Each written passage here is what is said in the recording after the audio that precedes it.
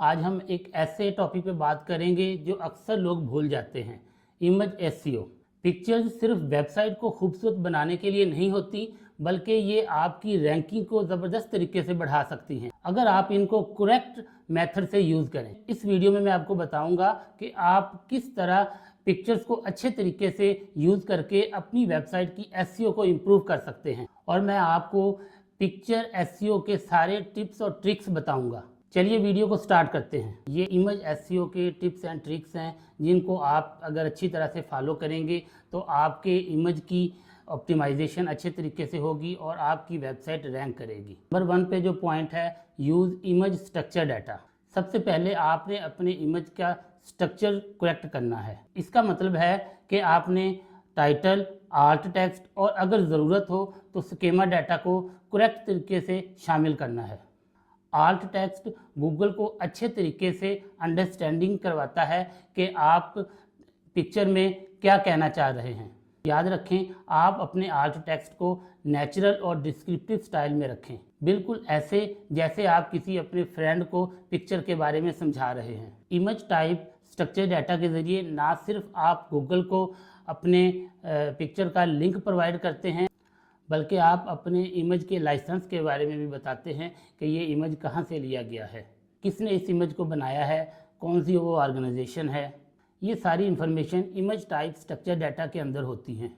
जब ये structure data आप अपने इमेज के साथ ऐड करते हैं तो गूगल को ज़्यादा कॉन्फिडेंस मिलता है आपकी पिक्चर को, आपके इमेज को रैंक में लेके आने में। इससे फिर आपकी इमेज गूगल सर्च पे टॉप रैंकिंग में नज़र आती है और आपकी बिजनेस की ट्रैफिक में इजाफा होता है। अगर आप इमेज टाइप स्ट्रक्चर डाटा पे टाइम ज़्यादा स्पेंड नहीं करना चाहते तो आप वर्डप्रेस में एक प्लगइन भी इंस्टॉल कर सकते हैं। इस प्लगइन की खासियत ये है कि वो आपको ऑटोमेटिकली आपकी ये जो स्ट्रक्चर डाटा टाइप चीज़ें हैं ये करेक्ट कर देगा।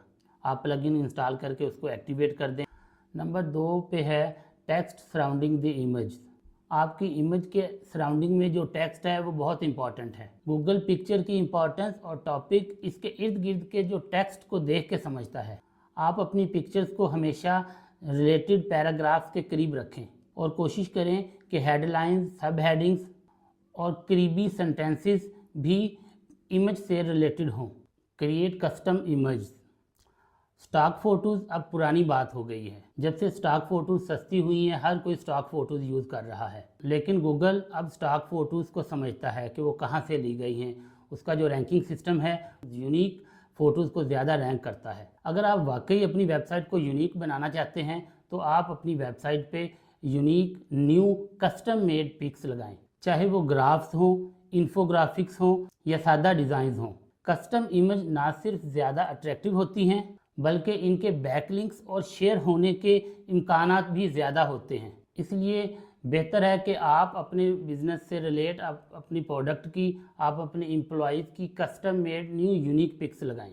नंबर 4 पे है ऑप्टिमाइज इमेजेस फॉर मोबाइल। याद रखें, आजकल 60% से ज़्यादा सर्चेज मोबाइल पे हो रही हैं, इसलिए अपने इमेजेस को मोबाइल के लिए ऑप्टिमाइज रखें। अपनी इमेजेस का आप मोबाइल रिस्पॉन्सिव साइज़ रखें।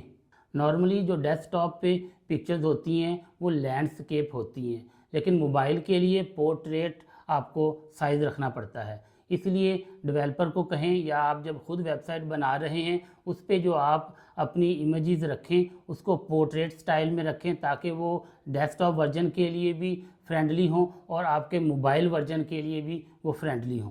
नंबर 5 पे है avoid extra text in images. अक्सर लोग एक कॉमन मिस्टेक करते हैं कि इमेज में भी टेक्स्ट को अच्छी तरह भर देते हैं और इमेज के इर्द गिर्द वेबसाइट पे भी जो टेक्स्ट होता है वो भी आप भर के लिख लेते हैं, और इमेज का टेक्स्ट और जो इमेज के इर्द गिर्द टेक्स्ट है वो सेम टेक्स्ट डाल देते हैं। तो इससे ये रेपिटेशन हो जाती है। गूगल इस चीज़ को लाइक नहीं करता। गूगल रेपिटेशन या कॉपी पेस्ट को लाइक नहीं करता। आपने क्या करना है कि आपने इमेज में जो टेक्स्ट लिखना है वो टू दी पॉइंट हो, इन्फोग्राफिक्स शेप्स में हो, और इमेज के जो इर्द गिर्द टेक्स्ट है वो इमेज को इंट्रोड्यूस करवाता हो। उसकी वर्डिंग जो है वो इमेज के टेक्स्ट से डिफरेंट होनी चाहिए और वो डिस्क्रिप्टिव स्टाइल में होनी चाहिए। इमेज के अंदर बहुत ज़्यादा टेक्स्ट देना आपकी एसईओ के लिए नुकसानदेह है। गूगल अक्सर इमेज के अंदर वाला टेक्स्ट पढ़ नहीं सकता और मोबाइल यूज़र्स को भी मुश्किल होती है। अगर आपको लाजमी ज़्यादा टेक्स्ट देना है तो आप वही मालूमात अपने पेज के HTML या क्रीबी टेक्स्ट में शामिल करें। इसलिए एक बात याद रखें, आप अपने पिक्चर की SEO के रिलेटेड क्वालिटी के लिए एक्स्ट्रा टेक्स्ट से अवॉइड करें और आपका जो टेक्स्ट है वो टू दी पॉइंट और इन्फोग्राफिक शेप्स में हो। और अगर आपने ज़्यादा टेक्स्ट लिखना है वो पिक्चर के इर्द गिर्द आप इंट्रोडक्शन या जस्ट डिस्क्रिप्टिव स्टाइल में लिखें। नंबर 6 पे है करेक्ट इमेज अलाइनमेंट।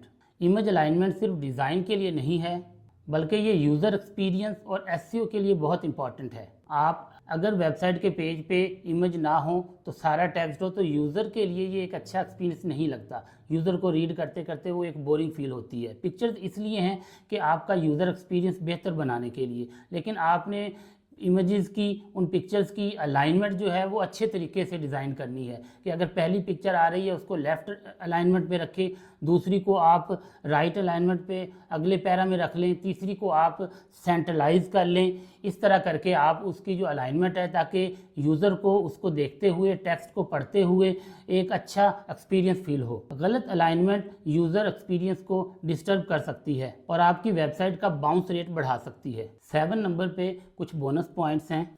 आप अपनी पिक्चर के लिए डिस्क्रिप्टिव फाइल नेम यूज़ करें, लाइक ब्लू रनिंग शूज़, ना कि IM00435। आप अपनी इमेज को बगैर क्वालिटी ख़राब किए कंप्रेस करें। लेज़ी लोडिंग का इस्तेमाल करें ताकि आपकी वेबसाइट की स्पीड बेहतर हो।